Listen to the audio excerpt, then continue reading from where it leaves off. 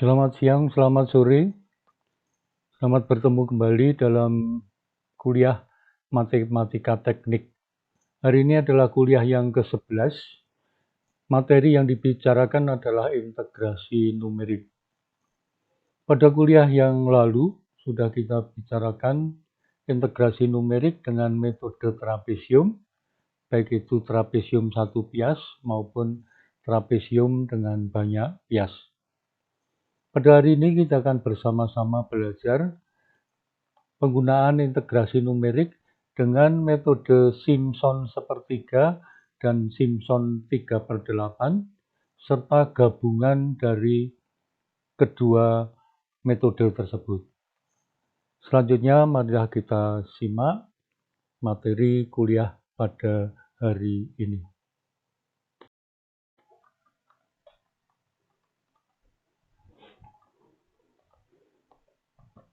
Cara lain untuk mendapatkan perkiraan yang lebih teliti adalah dengan menggunakan polinomial order yang lebih tinggi untuk menghubungkan titik-titik data.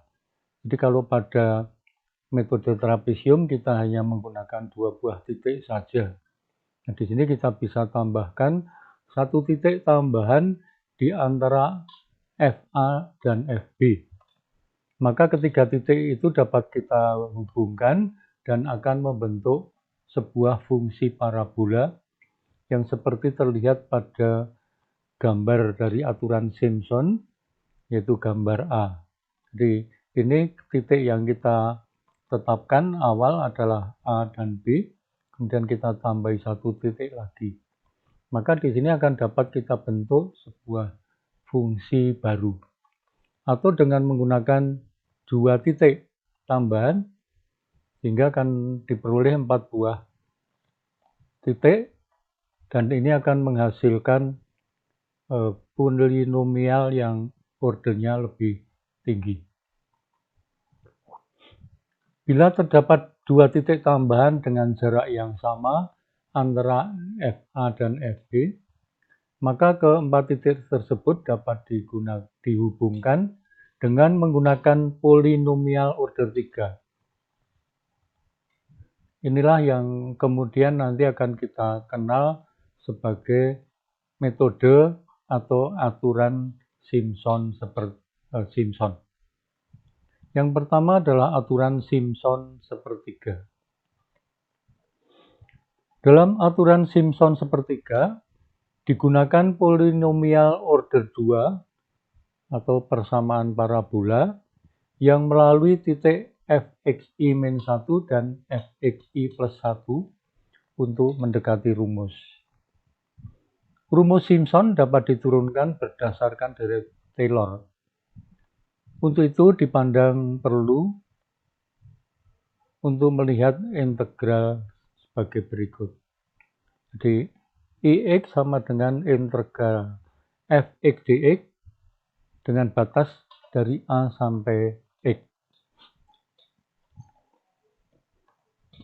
Bila bentuk tersebut kita diferensialkan terhadap X, maka yang akan diperoleh adalah I aksen X sama dengan Fx.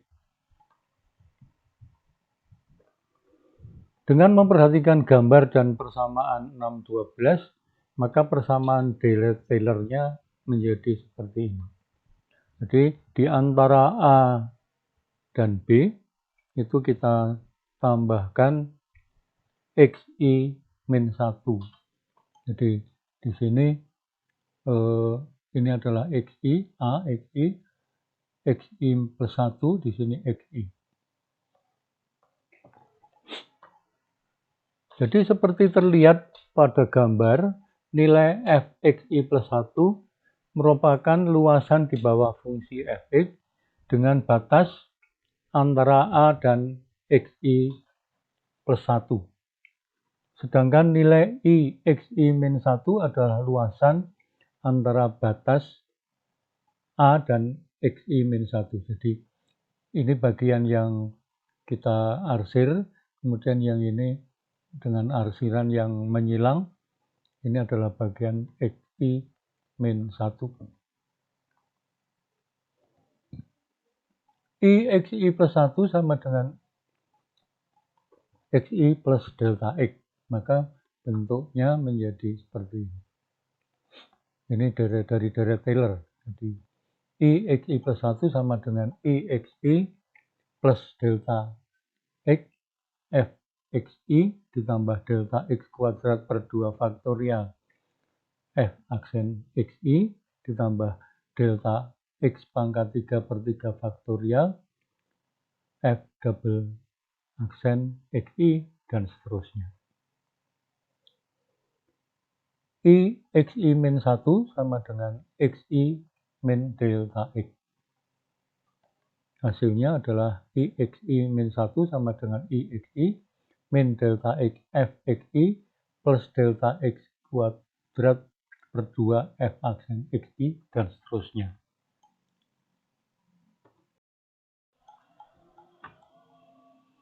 Dengan demikian, luasan di bawah fungsi X adalah batas dari XI min 1 dan XI plus 1, yaitu AI adalah luasan I XI plus 1 yang dikurangi dengan Fxi min 1, atau persamaan 613 dikurangi dengan persamaan 614, sehingga akan kita peroleh AI sama dengan 2 delta X Fxi plus delta X pangkat 3 per 3 F double aksen Xi plus O delta X pangkat 5. Nilai F double aksen ditulis dalam bentuk diferensial terpusat, yaitu F double aksen X. Ini rumus yang sudah kita kenal dalam diferensial numerik.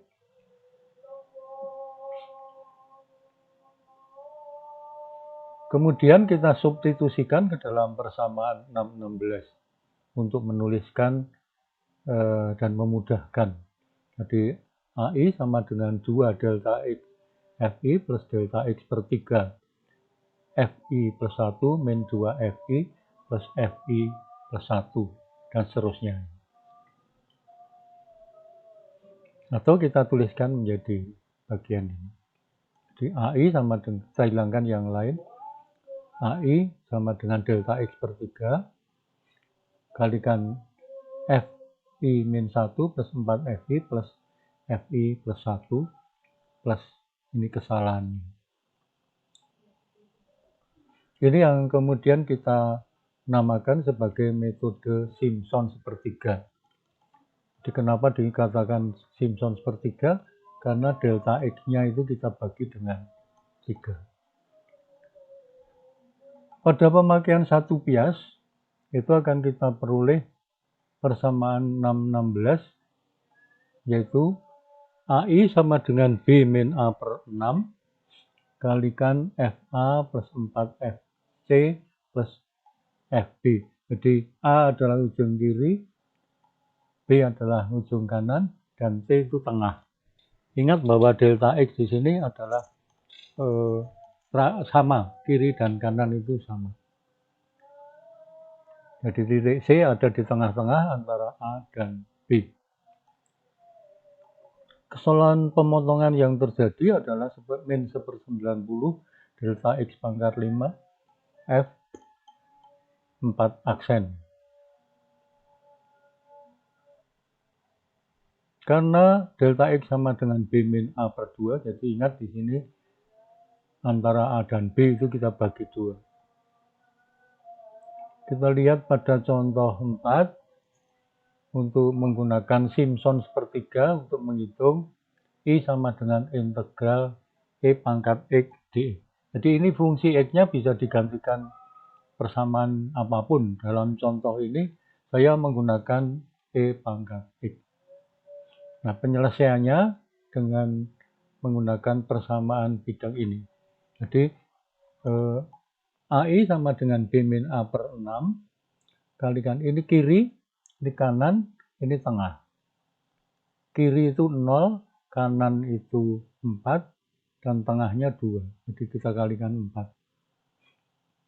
4 min 0, ini B min A, ini pada F F0, ini F2, 4F2, dan ini F4.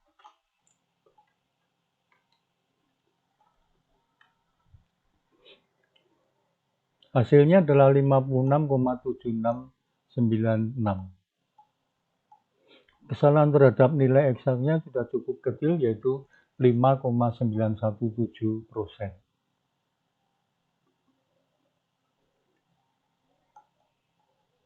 Terlihat di sini bahwa aturan Simpson sepertiga sudah memberikan hasil yang lebih baik dibandingkan dengan rumus untuk trapesium. Berikutnya adalah aturan Simpson sepertiga dengan banyak bias. Seperti dalam metode trapesium, metode Simpson sepertiga dapat diperbaiki dengan membagi luasan dalam sejumlah bias dengan panjang interval yang sama. Jadi kita bagi dari A sampai B menjadi A, 1, 2, 3, 4, 5, dan seterusnya sampai N-1 sampai B. B adalah N. Ini adalah 0. Kemudian kita ambil 22, karena seperti pada Simpson itu kan dibagi 2. Jadi nanti akan kita gunakan untuk A1, A3, A5, dan seterusnya. Jadi delta X sama dengan B min A per N. Dengan N adalah jumlah bias yang ada. Kemudian luas total itu diperoleh dengan menjumlahkan semua bias. Semua bias itu kita jumlahkan seperti terlihat pada gambar, yaitu A1, A3, A5, dan AN-1. Nah, inilah yang kita peroleh, yaitu delta X per 3 F0 plus 4F1 plus F2.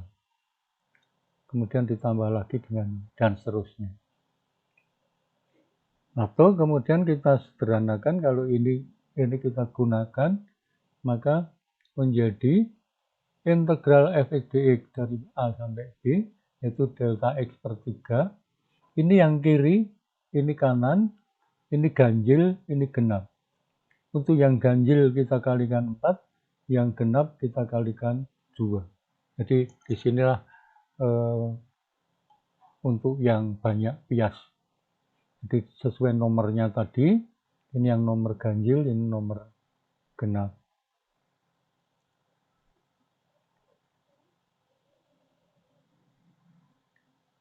Kesalahan yang terjadi adalah sekian, jadi sudah lebih kecil. Sekarang kita lihat saja pada contoh.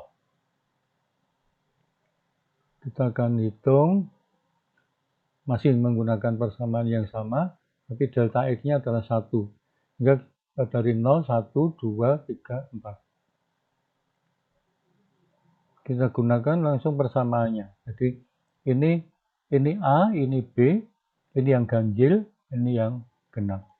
Jadi kalau kita lihat kan 0, 1, 2, 3, 4.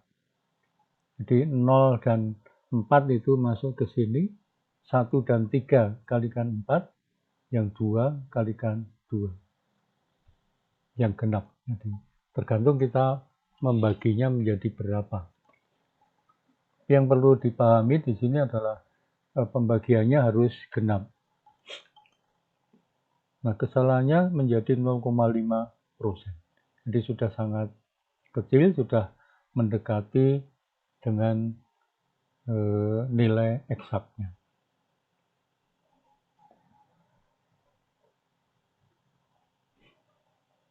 Metode berikutnya adalah metode atau aturan Simpson 3/8. Metode ini diturunkan dengan menggunakan persamaan polinomial order 3 yang melalui 4 buah titik. Jadi I sama dengan integral f(x) dx dari A sampai B sama dengan integral f(3) dx dari A sampai B.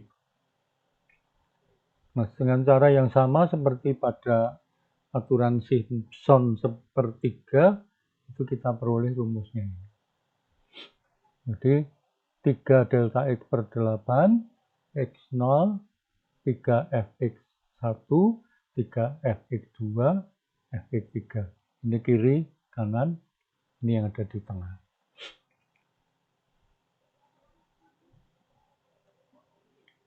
Karena delta X itu sama dengan B min A, maka persamaannya kita ubah menjadi ini. Jadi dari yang kita masukkan tadi, maka menjadi B min A, berikan Fx0, dan seterusnya. Kesalahan pemotongannya menjadi ini. Jadi ingat bahwa karena delta X sama dengan B min A per 3, maka kesalahannya menjadi sekian.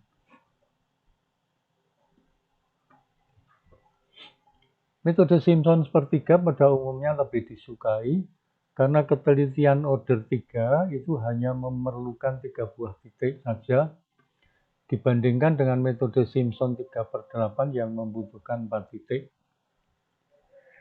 Dalam pemakaian banyak bias, metode Simpson sepertiga hanya berlaku untuk jumlah bias genap. Bila dikehendaki jumlah bias ganjil, maka dapat digunakan metode trapesium. Tapi metode ini memiliki kesalahan yang cukup besar. Atau kita gabungkan antara metode Simpson sepertiga dan Simpson 3/8. Jadi misalkan ini 5 data, 2 dengan metode Simpson sepertiga, 3 dengan metode Simpson 3/8. Kita lihat pada contoh 6, kalau kita hitung dengan menggunakan Simpson 3/8, di sini kita bagi menjadi 5 bias, yaitu delta X sama dengan 0,8. Kalau kita gunakan Simpson 3/8 dengan 1 bias saja, maka kita gunakan ini. Jadi 0, ini selangnya ya. Jadi 0, 1,33, 2,667, 4. Jadi yang ini yang ganjil, ini yang genap.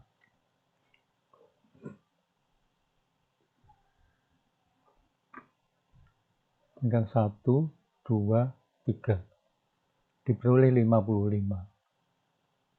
Kesalahannya adalah min 2,761. Kalau 5 bias, maka kita peroleh ini. Jadi kalau 5 bias kita menggunakan 0, 0,8, 1,6, 0, 0,8. Kita hitung sekalian P pangkat X-nya. Kemudian 1,6, kemudian 2,4, 3,2, dan 4.